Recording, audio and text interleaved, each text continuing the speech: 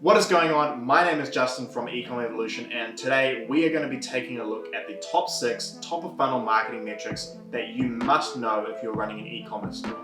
So what the heck does top of funnel or TOF mean? So if you imagine a funnel, it's shaped like this. It's wide at the top and then it narrows down to the bottom.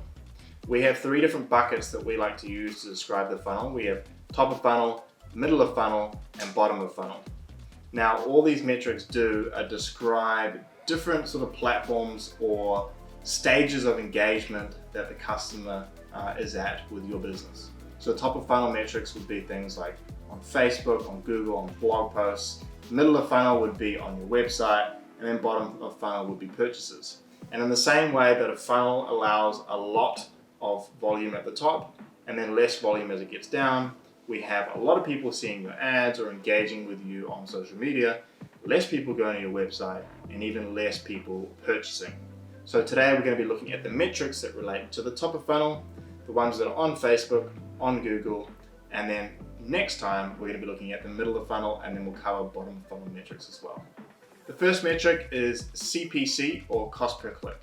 This is simply the cost you pay each time someone clicks on your ads.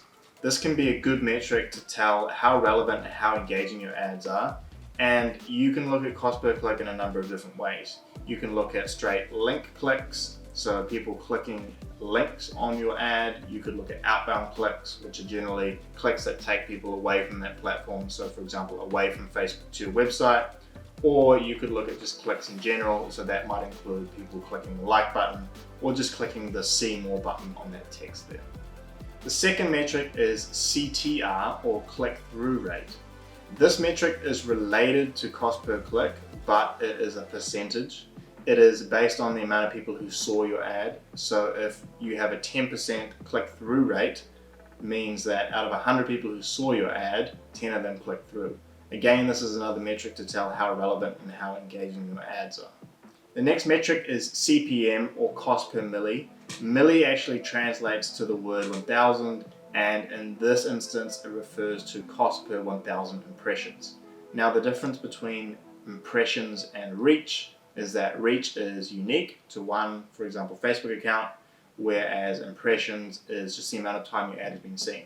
So if you have an impression of 2 and you have reach of 1, that means you've reached one person and that person has just seen the ad 2 times. So that's the difference there.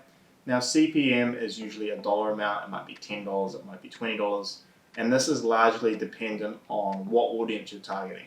There's actually not a lot that you can do to influence this, and you shouldn't really factor in CPM. It's not a great metric because you might be targeting an audience that's far more expensive, say $30 CPM, but that audience is high intent and they're ready to buy your product, and you actually get a better return on investment than you would if you targeted an audience with, say, a cheaper CPM at, say, $10, but they're a very cold audience and they're actually not clicking on your ad and not purchasing, and your return on investment is lower. So this is really just one of those extra metrics that you need to know, but you shouldn't pay attention to it too much. The next metric we have is frequency. Frequency is essentially how many times your ad has been seen. Now I mentioned just before that we have impressions and we have reach. If we had a reach of 1 and impressions of 2, that would mean that one person had seen our ad twice, which would then give us a frequency of 2. The thing to keep in mind with frequency is that it depends on the time frame that you select. So if you select a 1-week period in Facebook Ads Manager, you're going to be seeing the frequency metric telling you, on average, how many times people have seen your ad during that 1 week. If you change it to the month, that's going to give you the month time frame. So just keep that in mind when comparing different ad sets and different data sets. Now, the good thing about frequency is it's going to be an indicator of whether you're suffering from ad fatigue. For example, if you find that your click-through rate starts to drop and your cost per click starts to go up, then you can take a look at your frequency, and let's say your frequency's gotten to like some number like 15, right? So each one person has seen your ad 15 times, and you're finding that your click-through rate's going down. Well, the click-through rate might be going down because your frequency is so high. That person's seen your ad so many times that it's just not resonating with them anymore. The other thing to keep in mind is that a super low frequency might also have the same effect. Sometimes you find a bit of a sweet spot where people need to see your ad enough times because there's so much volume and stuff, especially on Facebook, in terms of content, they actually need to see your ad a few times to actually resonate with the message and potentially click through. So frequency rate is a great metric for discovering the problem from other metrics. The next two metrics are video related. The first one is hook rate, and this essentially tells us how well is our video capturing people's initial attention. How well are we stopping them from scrolling? This is also known as the thumb stop rate. So thumb stop rate and hook rate, same thing.